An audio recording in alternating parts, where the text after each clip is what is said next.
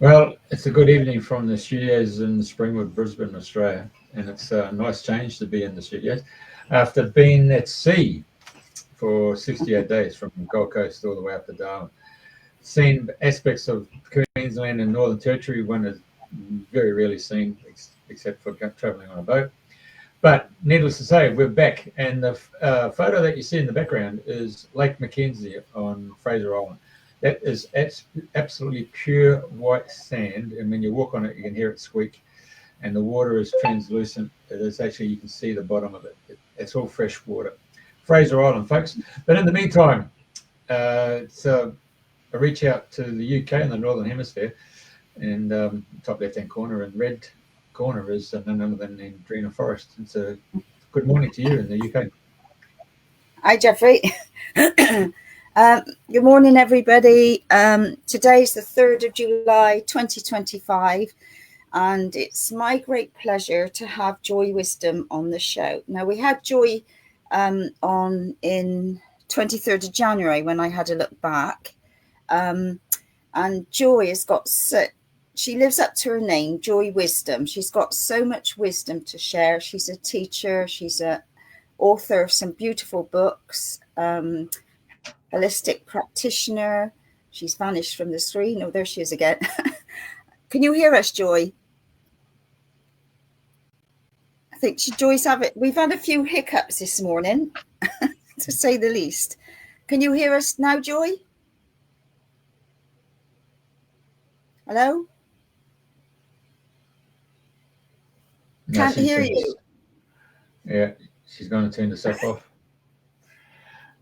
Right, we can't hear Joy at the moment for some reason. So anyway, she's, like I was saying, she's an author of some beautiful books, and she gifted me these a long time ago, and as she's not speaking yet, so she's written these beautiful books, and I am very slowly working my way through. Hello? Am I on my own? Oh, you flipped screen. There you go. So she's going to be talking today about the shell of the soul. And I tell you what, this book is absolutely crammed pack with knowledge and wisdom and all sorts of things. Hello, Joy. Can you hear us now? No. We had her earlier. She was talking earlier, so I don't quite know what's going on here. So it'll be her mobile phone. Yeah. So she's also a women's and children's health specialist. She's founder of the Joy Wisdom Trust. She's set up ZEST for Life and D.A.R.E. And today she's going to be talking about emotional pain, which you don't find on an x-ray. So and all of us have suffered emotional pain in some way or another. So I'm hoping soon. Are you available, Joy?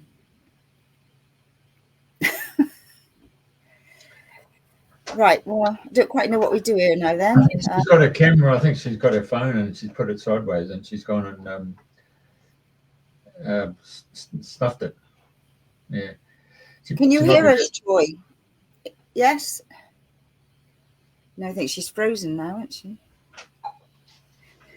Right. Well, while we're waiting for Joy, I just wanted to say that picture that you shared behind. When I first saw it, I thought, God, that's snow. I mean, it, like you say, it's just pure white. It looks like a snow scene. You would never know from an English point of view. Yeah, I understand. Apart from the hills. Maybe what I'll do is I'll kick her off, and then she can come back on. I think that might be the only option we've got here. She was talking away, and then boom, boom. Okay, now she's gone off. Yes, she's come. Let's see what happens now.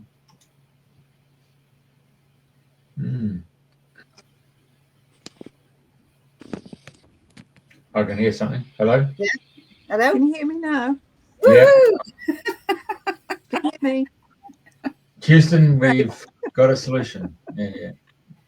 Well done, Joy. Well, I've welcomed you to everybody, and I've shown your books. So let's start at the very beginning. I know that you were on in January, and you this journey you started because your husband had an accident. And so, do you want to sort of share in a nutshell how it all started, and then you can go on to telling us about emotional pain, which you can't see on an X-ray. Thank you, Andrina. Lovely to be here this morning.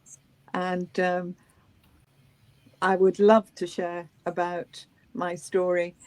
Yes, my story started 30 years ago, of where my husband had an accident, and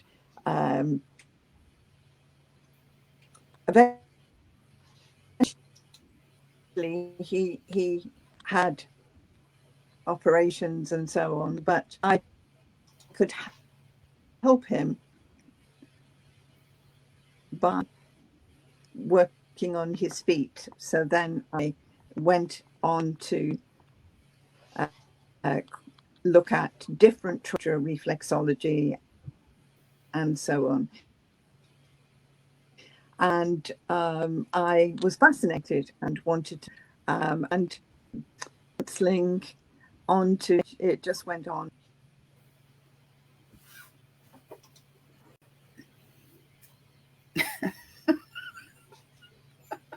It's gonna be one of them mornings. Oh my god. Joy, we can't hear you.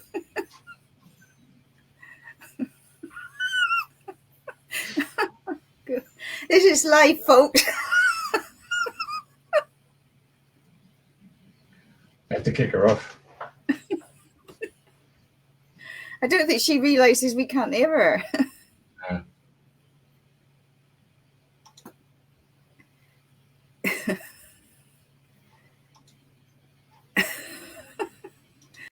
Oh, holy moly. Yeah, but she's having a problem with her bloody computer or laptop, and then that wasn't working, and then she's tried a mobile phone. That was working, and then it stopped, didn't it? So, yeah, I've just kind of kicked her off, so she'll come back in again. But I think somebody said to me yesterday, was something gone, Mercury gone retrograde, or one of the planets had gone, and you know, lots of people were having lots of problems. I don't know. It's just life. Oh. No, so that's the woman's poster, and then she actually given.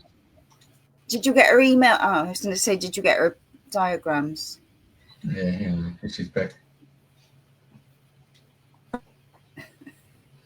No, she's dropped out.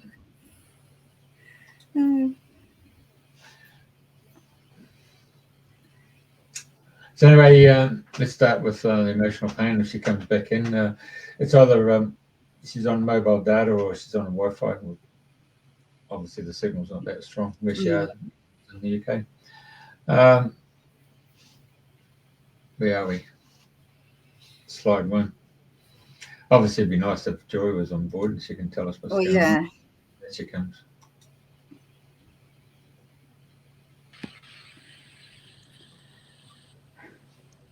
Hello. Can you hear me? Yeah. Emotional pain travels around the body. And what I found was that people could have pain. They're taking their painkillers, but it's actually not working. And that's not working because they have the emotional drive that is keeping that pain within them. And it's 1997, I think, where it was first discovered. I discovered it with just working with people and working with my intuition, etc., with D.A.R.E methods. And the research has shown that there is a somatosensory cortex in the brain that then makes us very sensitive to our what we receive.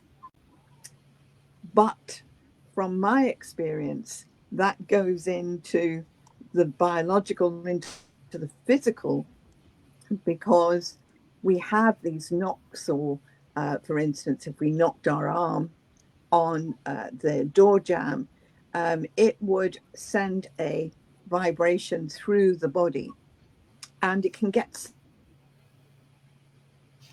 Oh, now she's going to mute herself. No, I did unmute. It keeps going off. The pain, you can knock your arm, for instance, and that will ricochet through the body, and the body will sometimes it gets stuck in the body. If you're very, very healthy, then it should ricochet out. If you're not so healthy, then it can get stuck in different parts of the body, and therefore the body doesn't know what to do with that, so it puts tissue around it. And once it puts tissue around it, it's part of you. It is part of your body. And this is where we can have all sorts of different areas of pain, but actually it's emotional pain, and it's releasing that emotion or memory from the tissue that then helps it to dissipate. So these are some of the methods that we use in D.A.R.E. And the somato sensory effects, we are all different in our sensory effects and how sensitive we are to touch. Some people can have touch and not feel very much at all. Other people can be very, very sensitive to that touch, as they can be for the levels of pain. So again, some people will have great levels of pain they can take. Other people, it's much smaller. And when we have emotional pain, we are then being affected, and we can store it anywhere. It can be that neck problem or the shoulder. Lots of people hold emotions in their back, in their spine, and certainly we can find it around the body. And some of the methods that we use, we can then track that within the body and finding where that is, and why when people take painkillers, it doesn't work. And different universities, etc., have done trials. Harvard University released information back in 2003 around saying to practitioners that you need to take into consideration the emotions of the person when you're treating them for pain. And it's new theories, new thinking, but it happens, and we are creating those emotions as we go through our lives. And the thing is that clients will say, "Oh yes, I can. I feel that's gone, but now it's in my knee, now it's in my neck," and so on. And this is where we store, and certainly it causes a lot of weariness and elements of depression, anxiety that comes from pain, because pain is very wearing and can affect us in all sorts of different ways. And certainly by dealing with the emotions, we can get release from all sorts of things. Yeah, I suppose that like taking a painkiller is like putting a plaster on, isn't it, really? It is. It is. I mean, we have tears. We have the bones that will wear out, the mineral and vitamin sides, well, the calcium, etc. That can then cause its own issues. We can look at was brought back again to the birth and the formation. It depends what mum's got for us to take on board. And they say that down the line you are, the first one gets the best. And and then subsequent children may get less as they are then going. I know. Say no more. Yeah. So, like, so it's very like, much involved in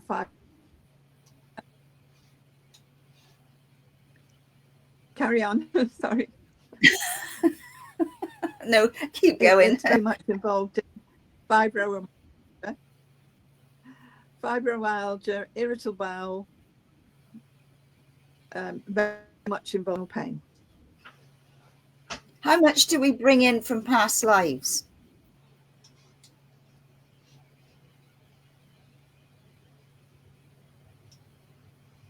Enormous. Yes, the past life influences create lots of influences, and it can affect the performance of the organ or the system. So the organ and the system can be working on previous life influences, but we can also have the influences from transgenerational trauma. That is also passed down of such, passed down through the womb, and can be living, for instance, our grandparents' gut issues rather than our own. So we can be influenced, and they can be, the systems can be then affected. And changing your diet, going through the modern thinking around the gut isn't going to make any difference, because it's being dictated to at an organ level, digestive level, from grandparents or even further back. And that's where we need to take into consideration the bigger picture. And I've just been at the Integrated Personal Medicine in London for 3 days, and there is a video of the talk I gave about transgenerational issues and the gut on the site, so people can have a look at that. It's very much, again, around the unseen influences that do affect us on many levels, down to the disconnections that we can have within our joints, and certainly you can find these impressions from past lives in the joints, in the bones themselves, and they carry the memories of those impacts.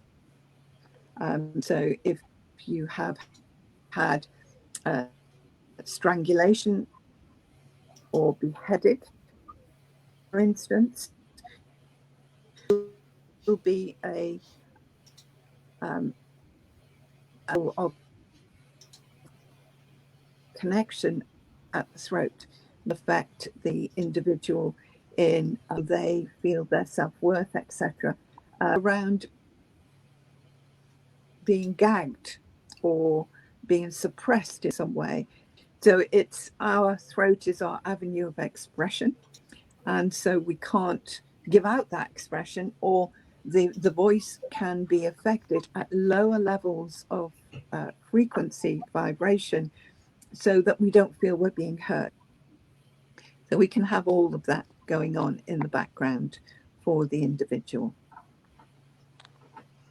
What about you're saying, like, if you, like, when you're a child, you fall down and you hurt yourself, like, that's an emotional pain, isn't it? And then like all through childhood, like especially boys playing football, fall down and bruise. I mean, all these little things are all locked in within the body.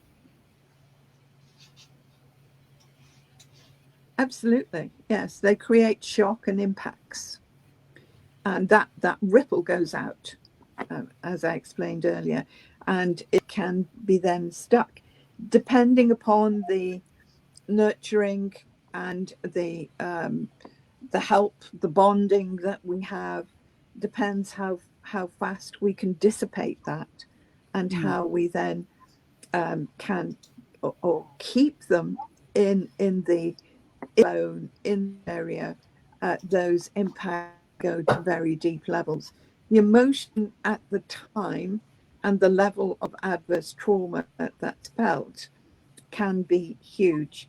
And the ACE studies, adverse childhood, was done back in the late 1990s, showed that it goes on, the emotional trauma goes on to decline biological systems, and it goes on to create things such as inflammation in the body that goes on to create heart attacks, arthritis, and so on. And there's a lot of evidence about that. And since the first ACE studies, other groups have done their trials, and their trials have come up with the same evidence.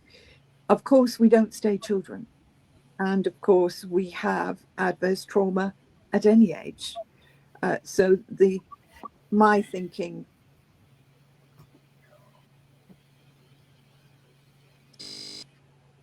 Have we lost her? No. Looks like we've lost her.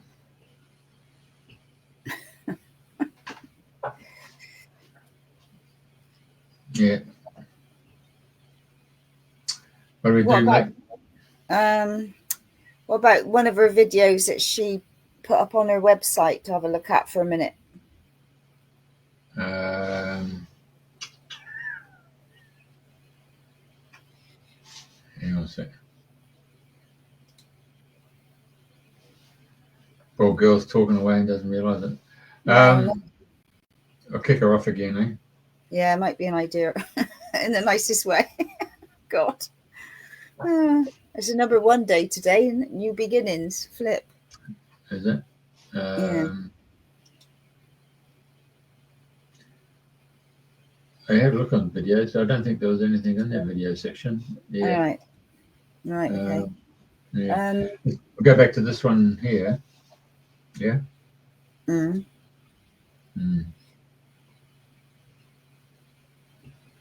I mean, most people have suffered pain, haven't they, and trauma at some time in their lives. Yeah, that's right.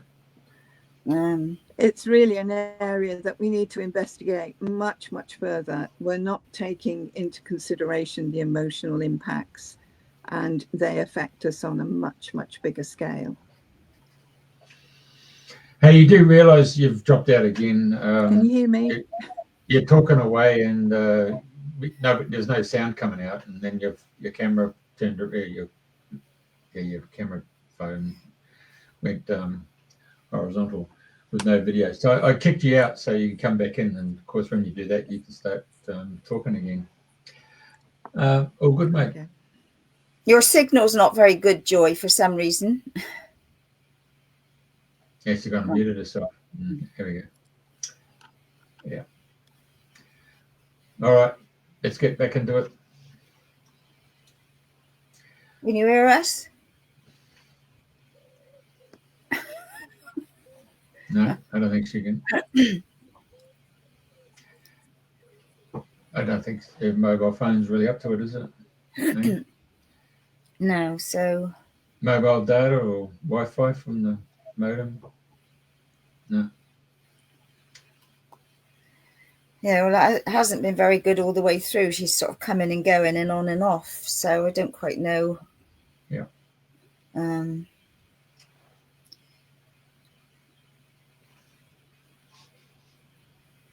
What we do here, really. Kick her out again.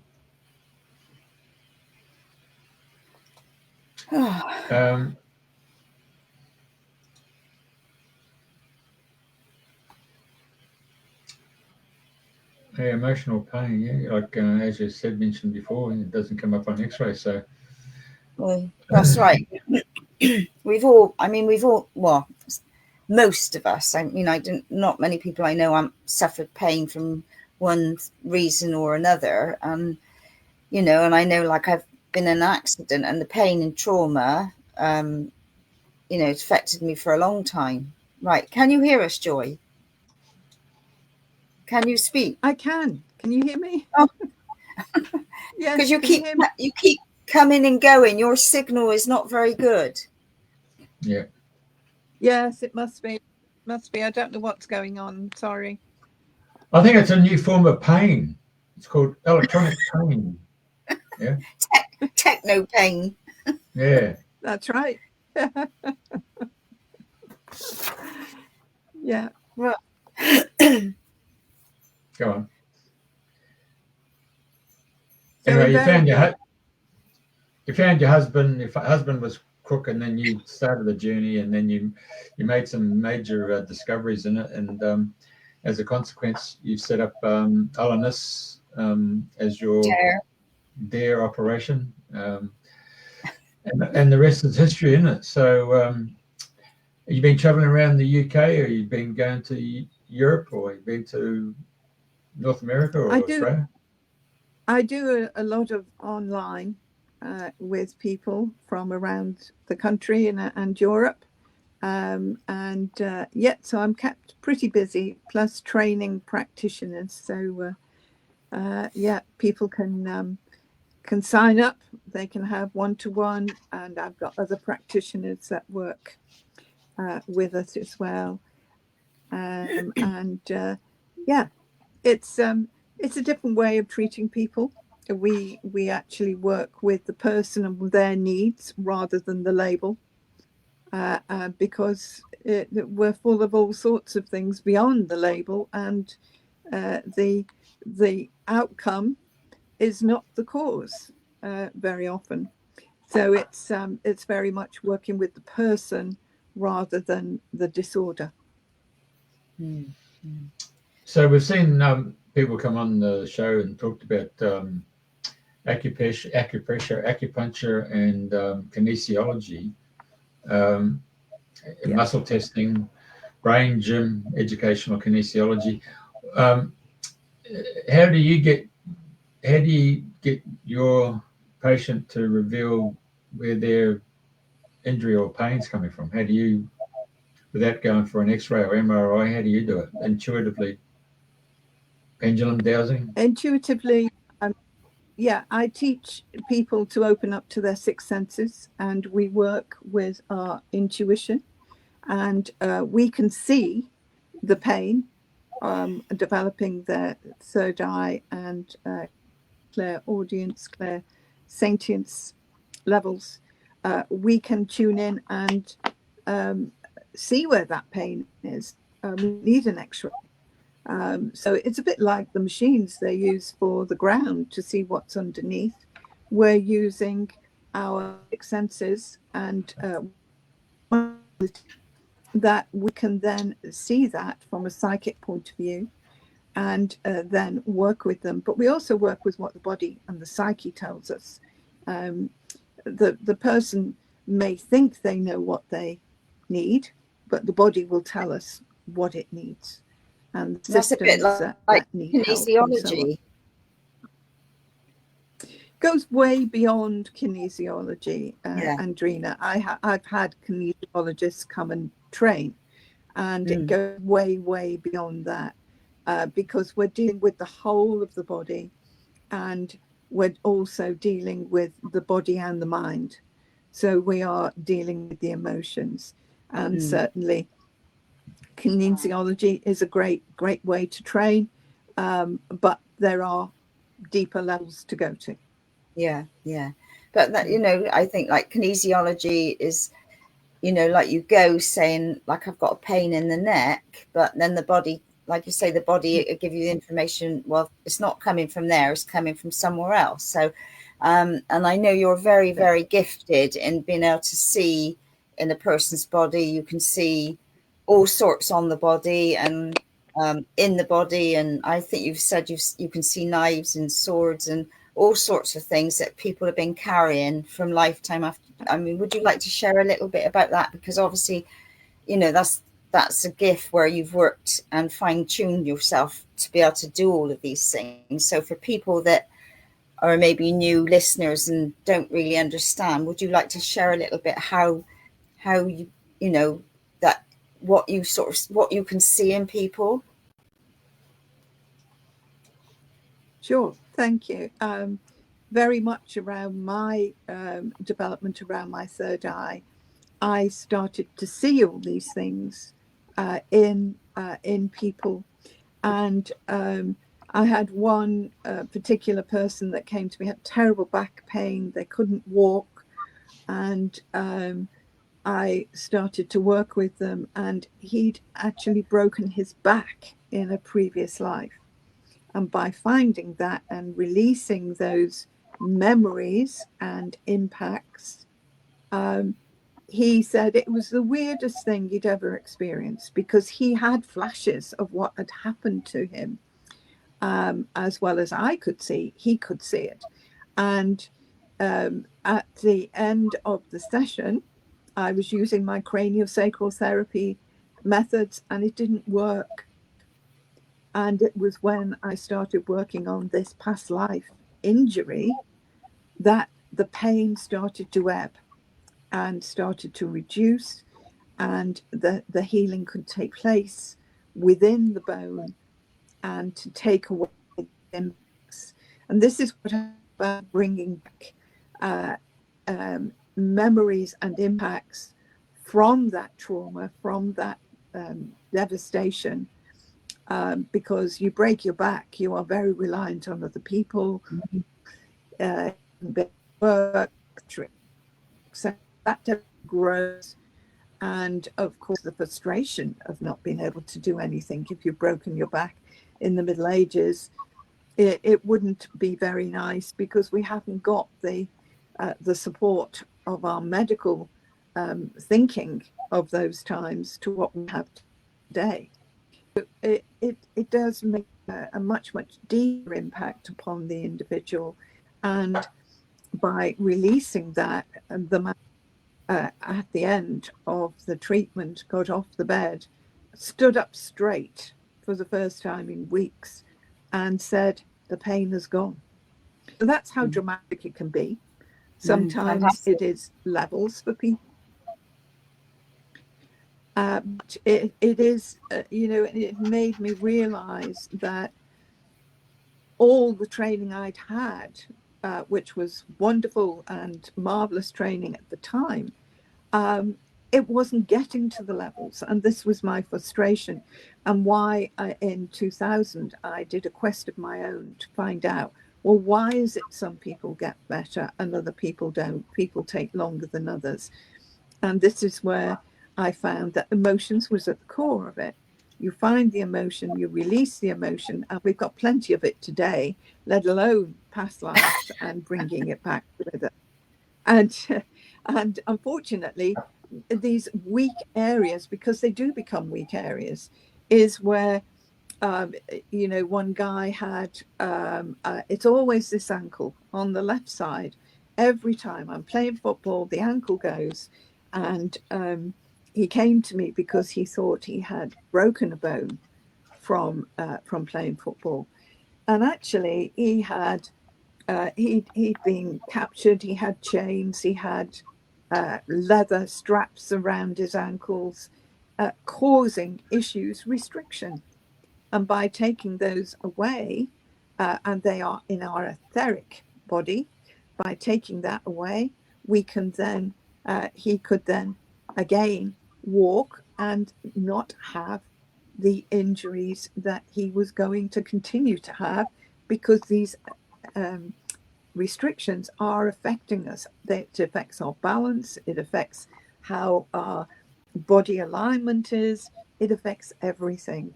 And by taking these things away, the body can adjust itself to its proper alignment, and bones and people realign their bones, etc., lying on the table, as the body will adjust itself to its new position, or the position it should be. And one of the things I found with craniosacral therapy was I would work with people with neck pain and all sorts of things, and I could realign the skull, I could realign the skeletal, but it would go back to that position again. It kept going back to a different position, excuse me, causing pain. And so by removing the emotion or the past life memory that was there, the bone could then eventually move back to its right position. Right. It's Have you discovered in your travels every individual organ seems to congregate to attract a certain emotional charge? I wouldn't say emotional challenge, Jeff. Certainly, it is going to be more prone to certain things. And in the past, there has been poison. And certainly, people with cancer, we can find that they've had cancer before. So there is a proneness to those defaults. And we may go a long time without any issues, and then suddenly we can have a trigger of an emotion or an event, and boom, there we are. It triggers and goes to that disorder. Certainly with gut issues, we find a lot of poison that has been in the background, and poison by suicide, but also poison by dirty water, toxic water, etc., or food. And of course, in the Middle Ages and we had all sorts of crawlies in the food, etc., that we would eat, causing all sorts of toxicity within the body, and that can be underlying as well, creating a lower level of immunity and a lower level of digestive performance that is going to affect the individual. Right. We're all different, and of course we've all got those organs, we've all got those systems, but they're all working at different parameters, and different organs can be working at different parameters to the rest of the body. So we can have very much an ad hoc or a jigsaw situation of where different things are out of sync, need to be put back into alignment. A full-time job.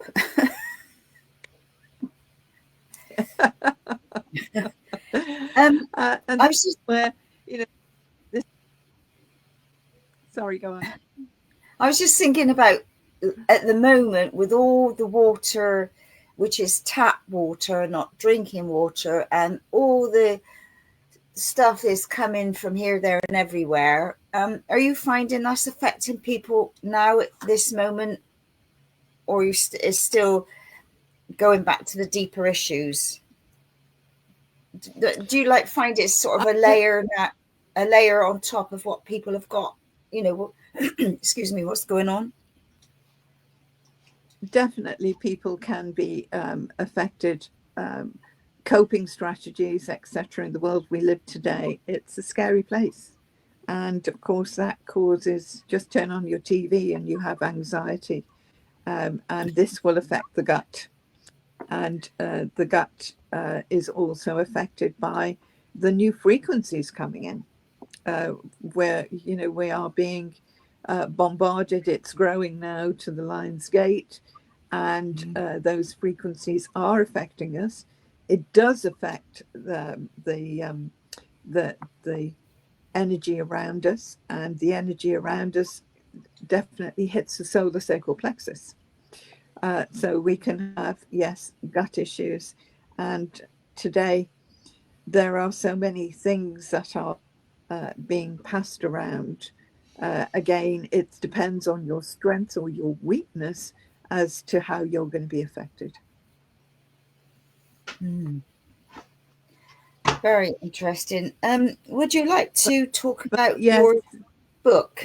Because I know you've written this. Well, you've written beautiful books, and I did say before, yeah, there's just so much in there. So, when you started, did you just think, I need to write a book about this? And it just flowed and flowed and flowed. How did it come about that you've put all these books together? Well, The Shell of Soul was the second book. The first book was The Pregnancy and Birth, which was all about what I've been talking about, birth and the impacts of birth and how we are affected mentally and emotionally. But we've also got the second book was around explaining about how we tick, because when I started teaching in 2005, I realized that people didn't understand how they ticked and how the energetics interlaced and so on. And people would say to me, I wish I could find a book with it all in, all the information in. So that was my remit, really, to start to explain that we have a physical body, but actually we are a unit of energy as well, and how that energy does affect the performance of the physical body. And everything is connected, nothing is separate. And the energetics affects the physical and the biological affects the energetics. So that was my remit, and tried to think of all the areas that make up those parts, and so went from there. But I also wanted to put in some of the explanation around that. So there's lots of case studies there, working with people. So in effect, it's a little bit about the D.A.R.E story as well. And this is where we found people with digestive issues, for instance, and then correlating that with what I was talking about in the book, explaining about the bigger picture of who we are, how we tick, and it's not all. Is where we have huge areas of support, such as your six senses and your inner gold, as I call it, that is then helping you to navigate life in a very different way, which is how the support of the intuition, third eye, etc., can help you. Certainly the six senses is your inner sat nav, as I call it. And this inner sat nav is there to help us, to give us our a guided signpost for you. For instance, if you are at a crossroads and you normally go left, but then you have this little thing in your head that says, don't go left today, go right. And we can override it and say, no, I am going to go left because that's the way I go. But actually, it could be saving you from an accident. It could be saving you from missing your appointment. And you find that actually that inner voice, that intuition, and when you are connected to it fully, and because it is very much a biological connection through the pituitary and the pineal, that actually helps you then to navigate life and being able to save you these or going circles or chaos we live. Connected to our six senses can really give us very clear pathways and helping us to achieve. Life actually speeds up when we're connected to our six senses. And I have a course called ZEST of Life, Health and Energetics, that explains this. Actually, your energetics highlight illness coming your way. So it shows depletion in certain areas in the body that can then help you to correct and help you to ward off illness coming your way. Well, that's interesting, because I mean, it's always, like hindsight, really, and it's always good to know, like, get warning signals. And you know, you might have something happening, but you ignore it and you carry on, and, you know, you've got a little pain or something going on and you carry on, and, you know, it's like taking action the moment you're aware of something's going on, because there's a start. And I know, I can't remember who I was talking to about this, but it's like your toenails or your fingernails, like when people get a fungus or whatever they call, you know, in their, or they get in their toes, but ignore it. That's the start of your body getting rid of it the only way it can, isn't it? Absolutely. Yeah. And it's showing, it's coming up in the body. It's showing you, I'm over here, come and do something. And it's taking that action. You know, going back to my husband and his accident, was he was on his way down the M1 to stay overnight for a meeting the next day. Late Sunday afternoon, he's driving along, and a voice in his head said, call off at this service and have a cup of coffee. He pulled in to the service station into a parking space and then overruled it and said, no, I don't want a cup of coffee. Drove out into a pile-up. And that's how he ended up having his back issue. And this is where I say to people, it can be that dramatic, that moment of taking action. And when you have those insights, work with them, don't ignore them. It saved his life. It did save his life, because otherwise he would have driven right into, he'd have been at the front of the queue. But he didn't get away with everything. And this is how your intuition and working with your clairsentience, which is connected to your nervous system, your pineal and pituitary, and where you control it rather than it controlling you. Because some people can have a fall, or they have a hoc intuition or insights. This is where you are in control of you, and it is a 24/7 support package that works with you. And they are skills that you can work with for yourself. And this is what I teach. I want people to learn how to work with their body, how to work with themselves, how to work with these insights, so that they can help themselves and prevent and avoid at all costs.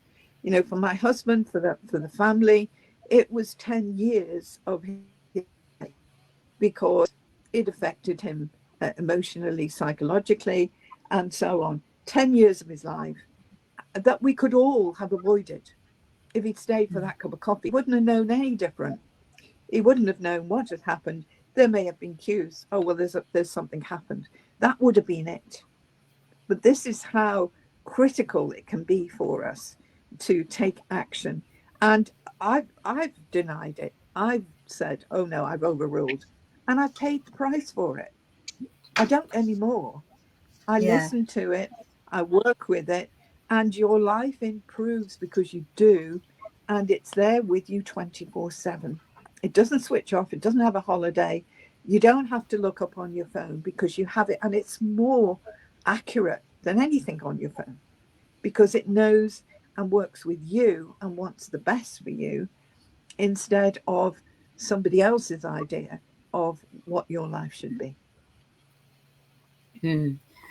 Excuse me, because I know in the past, you know, like if I'm going somewhere and I forgot my keys or something, and then I've come back in again and I think, oh God, I'm going to be late or what have you, but I've got total acceptance. Well, that's fine. That's how it is. And that's how it's meant to be. And then, you know, I get somewhere and, you know, accidents already happened. And I know by me fluffing about doing whatever I'm doing and making myself late, it's all in divine order, if you like, because I've saved myself being in a pile up. And I've seen that, you know, a few times I've been late or something, or I've gone off on a tangent. I think, oh God, I've gone the wrong way. And then I think, oh, well, this is another adventure. And then you know that there was something, a blockage down there. So so I suppose my question would be, how can, because like they say your pineal gland and your pituitary gland is calcified and things like that. I mean, do you find that a lot in people when you work with people, that that's one of the biggest things from stopping people to be more in tune with themselves? No, it's actually belief in themselves, doubt. It's around, I can't have that. But there's also some fears of having it, because through the ages, we have been diverted from connecting to those things, and it's been seen as wrong and evil in some cases. And of course, we have been punished for using our gifts, and so that can be at the back of it. But no, the pineal and pituitary have connected very well. It does tend to be our own emotions around it as to how much we want to accept. And certainly I've had people where it is open, but they still deny themselves that connection. So again, it comes down to mind over matter, and the emotional impacts that they've had. The promises we've had of not to see again, not to use those gifts, the vows, the promises, all of those sort of things can be there. But it can also be karma, where they have used their, abused their gifts, if you like, and there can be karma there that is stopping them from using. And again, we have methods to deal with karma, so, and help them to move on from that. So it's variable. Interesting. So where, you know, with all what you're doing, have you got any more books that you're writing at the same time? You know, where are you, what is your, where are you going with all of this now? Because you've come so far, you've written books, you know, you've developed different programs and trainings. What is your end goal? Are you still just work in progress? This book is about menopause and helping women to understand the bigger picture to menopause and perimenopause, and self-help that we can do for ourselves, and helping people to understand, because I think there's a lot of holes in the understanding. And although we are pushing ahead with trying to awaken in the workplace, we actually need to awaken in society and the home, and helping women to be better supported and understood. Unfortunately, here in the UK, I don't know about in Australia, but certainly in UK, GPs do not get an awful lot of education around the reality of menopause. So I'm also looking to teach professionals, etc. The theory is good, but the reality is very, very different to the theory. And I think this is where the gaping holes are around in society, and certainly for some professionals. Having been through the menopause, lived through the menopause, and a very early menopause at 33, I can say that I've had a lot of experience with it. And from a clinical point of view, specializing in women's health, it's a big area that we need to awaken, and the revolution has started, but we're not moving fast enough.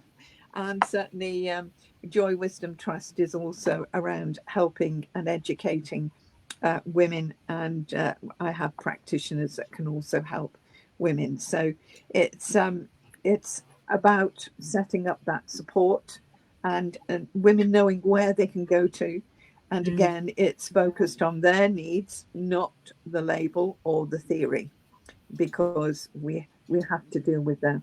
And of course, we can have influences from our lineage and from our mother, our grandmother, etc., past lives that come into it. So we look at all of that. It's not just treating the symptoms, it's treating the person, which is the main focus, and about integrated medicine and integrated approaches. That is the only way to treat people. So that's my aim at the moment. It's getting the time to do it, Andrina, as you know. So how do you sleep? How do you sleep at night, Joy, with all what you do? Sometimes, well, I was a lot younger when I was writing the other books, so I would be going to bed at 1 o'clock in the morning, up at 6, and fitting it into my day. But yes, when you're writing a book, other things have to be put to one side, and you have to dedicate yourself wholly and hash it out by the autumn. Yeah, busy times. How long did it take you to write each book? The first book, the pregnancy and birth book, took me 2 years, but it is a very big book. It's 700 pages, I think, but it's one of those that you can dip in and out of. I wrote it so that you had a theme such as ADHD. You could have a look at that, and it would show you the information you needed it, and certainly practitioners have found it really, really invaluable, as do first-time mums or mums that are having other children. Pregnancy and birth is very different experience for each pregnancy, as you well may know. So the first one took 2 years. The Shell of Soul took about 12 months, I think. Really? And then Wow. the mirror image took about, I think it was about 9 months, the mirror image. Smaller book. Yeah. I noticed on your website that Jeff was just showing just now that you've got like a CD cover, and it says you can listen to a recording of the first chapter. I'm not sure which one it was. So all the books have a free so introduction. Have you done that? Download. Yeah. So I think that's I've not seen that before. So I think that's a lovely idea. So, that's something that people, after listening to you talking and want to follow more through or have a listen, you've got this option. Yeah. So fabulous. Courses and workshops coming up. What have you got coming up? Well, tomorrow I've got Angel Day, and then I have got the Soul and Soul Psychology, which is also looking at karma influences. So we have 1 day of karma influences, and then the next day we're looking at the soul impacts from those, and how we can have a better connection to our soul. So that's a 2-day Soul and Soul Psychology. I also run a week 8 or 12 week karma liberation, consecutive weeks. Conscious communication is another one. Again, an evening workshop, and we have a 2-day workshop with the conscious communication, a 1-day workshop with the karma liberation. So they will be starting in September. And we have D.A.R.E training, the D.A.R.E practitioners training, that starts in September as well. And I've got the health and energetics, what I was talking about, looking at improving senses, etc.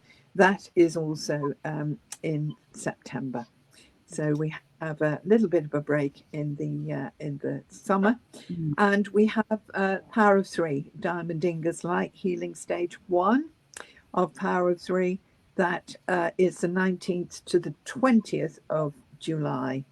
So again, they're all online, and this is where we can go to bigger access across the world to help people to have the education.